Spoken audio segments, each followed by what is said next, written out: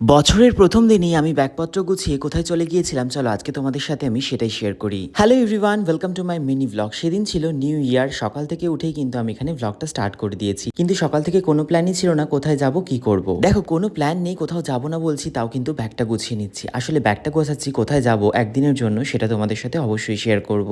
এই বছরের নিউ ইয়ারটা একটু অন্যভাবে কেটেছে, না কোনো পার্টি না কোনো পিকনিক। আচ্ছা, তোমাদের কেমন ভাবে কেটেছে অবশ্যই কিন্তু কমেন্টে জানিও। যেহেতু নতুন বছর, তাই ভাবলাম সকালের কাজগুলো ঝটপট করেই করে নিই, তাই জন্য চলে আসলাম ঘরের কাজগুলো কমপ্লিট করার জন্য।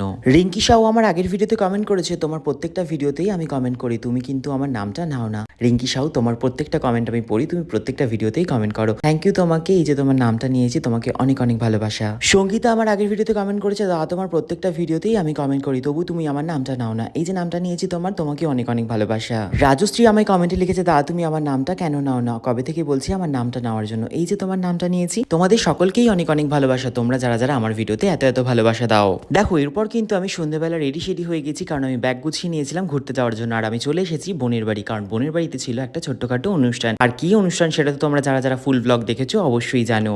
তো চলো আজকের এই ব্লগটা এখানে শেষ করছি। কেমন লাগলো অবশ্যই কমেন্টে জানিও, ভালো লাগলে লাইক কমেন্ট শেয়ার করে দিও, চ্যানেলটা অবশ্যই সাবস্ক্রাইব করে দিও। দেখা হবে খুব শীঘ্রই নতুন একটা ব্লগের সাথে। টাটা সবাইকে।